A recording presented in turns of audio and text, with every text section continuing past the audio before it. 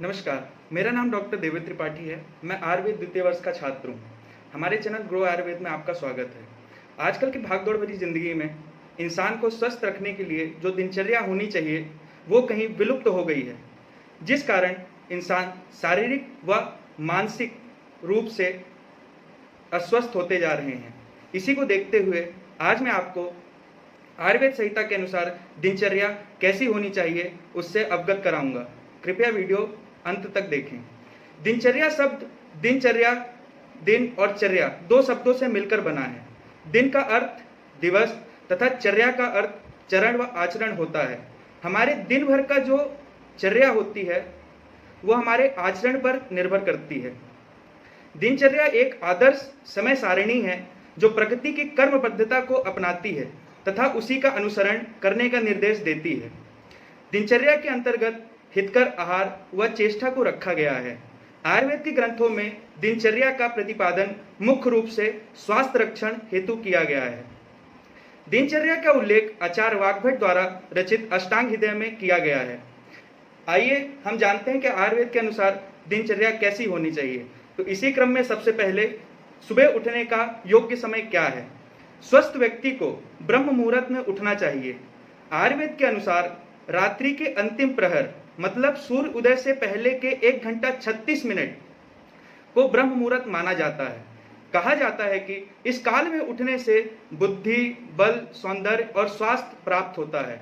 इस समय ऑक्सीजन की मात्रा अधिकतम होती है व प्रदूषण की मात्रा न्यूनतम होती है, जिसकी वजह से वातावरण शुद्ध हो जाता है। ब्रह्म मुहूर्त के समय उठने से मन में ताजगी एवं तंदुरुस्ती रहती है। वह अध्ययन करने का उत्तम समय है।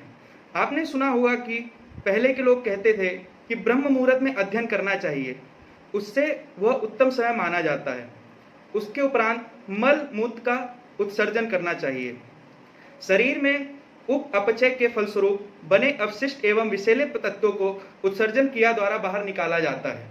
अगर मल मूत्र का त्याग उठने के 5 मिनट के अंदर वेग आता है तो आपकी अग्नि अच्छी है, वह पाचन अच्छा है और आप स्वस्थ हैं। प्रातःकाल इस क्रिया को करने से पूरे शरीर में लघुता रहती है। क्रिया के पश्चात हाथ पैर भली प्रकार से साफ करने से संक्रमण का भय नहीं रहता है।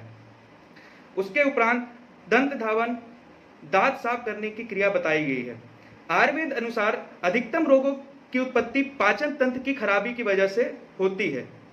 इस कारण से मुख पाचन तंत्र का पहला अवयव है, इसलिए मुख व दांत की सफाई अनिवार्य है। दांतों की सफाई तूरे, तीखे व कड़वे स्वाद में जो प्रधान होते हैं उस दांतों से करनी चाहिए। जैसे बरगद हो गया, नीम हो गया, करंज आदि से करना चाहिए, ना कि मधुर व मीठे दंत से करना चाहिए। दंत मंजन काले व भूरे रंग का होना चाहिए। दंत धावन बैठकर करना चाहिए, खड़े होकर दंत धावन नहीं करना चाहिए। दंत धावन से दांतों में गंदी बदबू, निरस्ता तथा गंदगी से छुटकारा मिलता है और मुंह में ताजगी आती है। उसके उपरांत अंजन का बताया गया है। आयुर्वेद औषधियों से बना होता है अंजन, इसे हिंदी में काजल कहते हैं। इससे आंखें स्वच्छ रहती हैं, साफ रहती हैं, नेत्र में ज्योति बढ़ती है, आंखों में रोग नहीं होते, नेत्र सुंदर एवं आकर्षक होते हैं।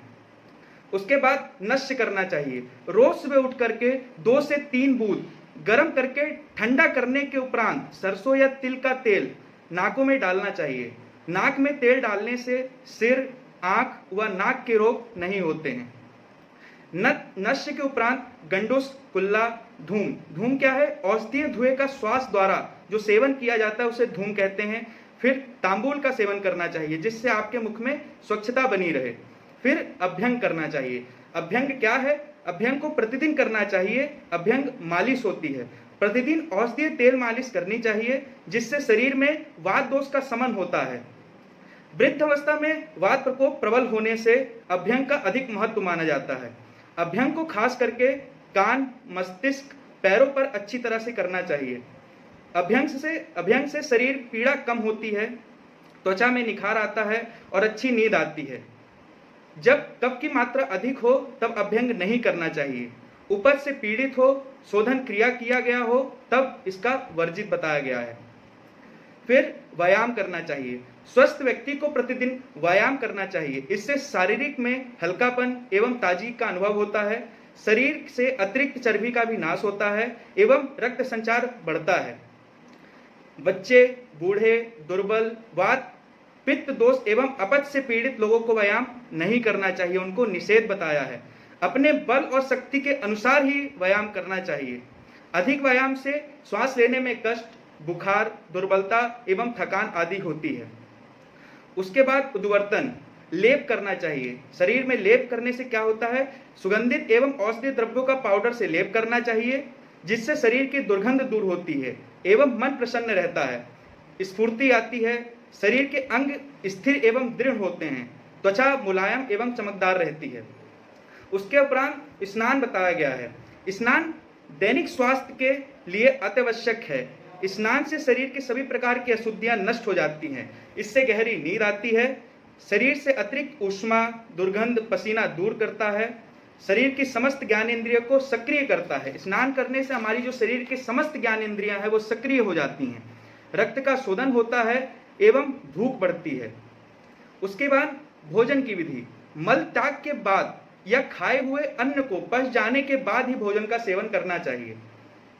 अगर अन्न का पाचन नहीं हुआ है और आप भोजन करेंगे तो अपचय होगा, वह पाचन नहीं हो पाएगा।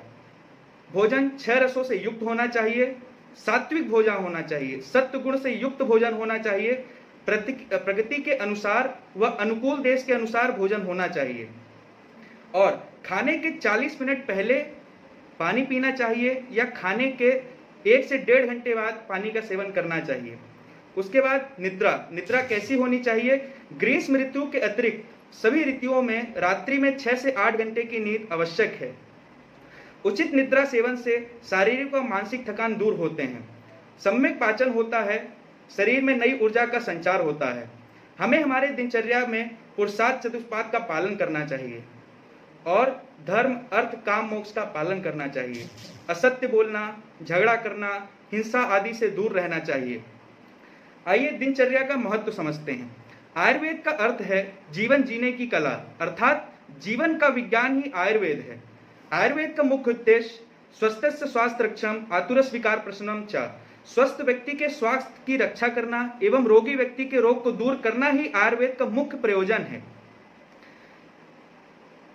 जैसे कहा गया है, दोष धातु मल मूलम ही शरीरम, अर्थात शरीर में दोष धातु मल की स्थिति पर ही स्वास्थ्य का बनना व बिगड़ना निर्भर करता है। शरीर में दोषों का दूषित होना हमारे आहार विहार पर निर्भर करता है। इसी के साथ दिनचर्या का महत्व बताया गया है। आइए हम जानते हैं, जैसा कि कोरोना महामारी एक विकराल रूप ले रही है, हम सबको अपनी दिनचर्या का खास ख्याल रखना है, जिससे हमारा स्वास्थ्य रोग से मुक्त रहे। उसके लिए खुद को सुरक्षित रखें, अपने हाथों को समय समय पर धोएं, सैनिटाइजर का प्रयोग करें, अपनी नाक, कान, मुख पर हाथ लगाने से बचाएं, मास्क का उपयोग करें और 2 गज दूरी बनाकर रखें। आजकल आप देख रहे होंगे कि शारीरिक स्वास्थ्य से ज़्यादा मानसिक स्वास्थ्य का होना अति आवश्यक है, क्योंकि अगर कोई मानसिक रूप से पीड़ित हो जाता है तो उसके रोग को दूर करना बड़ा कठिन हो जाता है। उसके लिए अपनी दिनचर्या का खास ख्याल रखें, अपने शरीर पर ध्यान रखें, व्यायाम करें, प्रतिदिन व्यायाम करें, अपने खान पान का ध्यान रखें। खान पान जो है वो हमारा बहुत ही महत्वपूर्ण क्रिया है, जो हमारे दिनचर्या पर निर्भर करती है। सोशल मीडिया आदि फोन कॉल से अपने दोस्तों एवं परिवारजनों से संपर्क में रहें, अपने व्यवहार को नियंत्रण में रखें, अपनी निद्रा को बाधित न होने दें, पूर्ण निद्रा लें, सदैव खुश रहें एवं अपने आसपास के वातावरण को शुद्ध एवं तनाव युक्त रखें और अपने स्वस्थ व दूसरे के स्वस्थ को रोग मुक्त करने का संकल्प लें। इसी के साथ मैं अपने बात को पूर्ण विराम देता हूं। धन्यवाद। हमारे इस चैनल को सब्सक्राइब करें एवं बेल आइकन को दबाना ना भूलें।